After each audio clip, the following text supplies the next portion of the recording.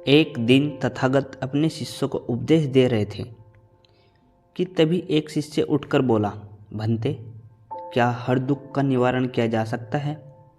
बुद्ध बोले, यह सत्य है कि हर दुख का निवारण है। इसी संदर्भ में मैं तुम्हें एक कथा सुनाता हूँ। एक सेठ का नौकर लंबे समय से उनके पास रहकर उनकी सेवा कर रहा था।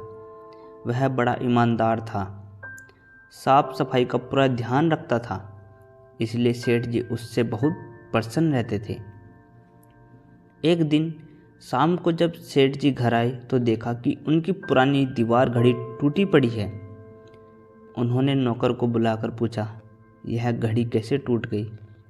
नौकर ने कहा, मालिक, मैं सफाई कर रहा था कि घड़ी हाथ से छूट गई और टूट गई। गलती मेरी है, आप मुझे अक्षमा करें। सेठ तेज आवाज़ में बोले, अक्षमा मांगने में क्या होता है? घड़ी बरसों से कमरे में लगी थी, कमरे की शोभा थी, और तुम्हें पता ही है यह मुझे कितनी प्रिय थी। डांटने के अलावा सेठ जी और कर भी क्या कर सकते थे? बहुत भरोसे का नौकर जो था। रात को सेठ जी को नींद आ गई। बार बार घड़ी टूटने की बात मन में उठ जाती थी। अचानक उनकी निगाह नौकर पर गई। वह खर्राटे ले रहा था। उससे सेठ को और भी दुख हुआ। मालिक के नुकसान का उसे जरा भी ख्याल नहीं था। सेठ की आकुलता और नौकर की निराकुलता ने उनकी बेचैनी और बढ़ा दी। अगले दिन सेठ ने एक प्रयोग किया। नौकर ने दिन भर काम किया। शाम को सेठ ने उसे बड़े प्यार से बुलाया और कहा, देखो, कल नुकसान हो गया, इससे मेरा मन खिन्न हो गया था। इसी से मैंने तुम्हें डांटा था, पर यह तो कल की बात थी। आज मेरा मन प्रसन्न है। तुम मेरे साथ इतने दिन से हो, इतना अच्छा काम करते हो। कल ही मेरे मन में आया था कि मुझे तुम्हारी सेवा के लिए कुछ इनाम देना चाहिए। सोचता हूँ कि क्यों न यह घड़ी ही तुम्हें दी जाए, पर क्या करे, वह तो तुम्हारे हाथ से टूट गई। यदि नहीं टूटती तो आज तुम्हारी होती। यह कहकर सेठ तो उस रात बड़े आनंद से सोया, पर नौकर सारी रात करवटें बदलता रहा।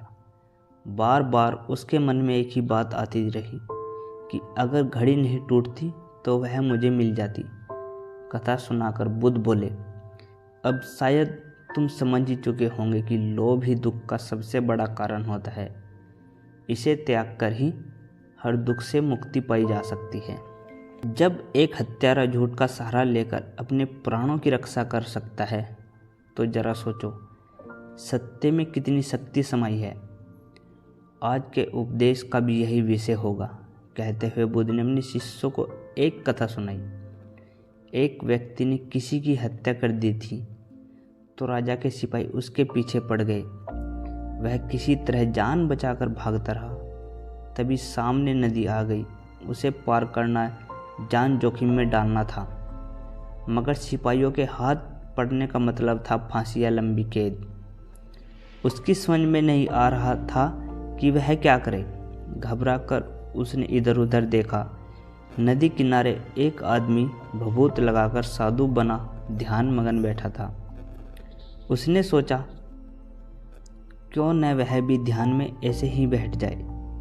उसने भी अपने तन पर राख लगा ली। आंखें बंद करके पेड़ के नीचे बैठ गया। साधु का अभिनय करते हुए वह शांत होकर बैठा तो उसे आनंद आने लगा। ऐसा आनंद तो उसने पहले कभी महसूस नहीं किया था।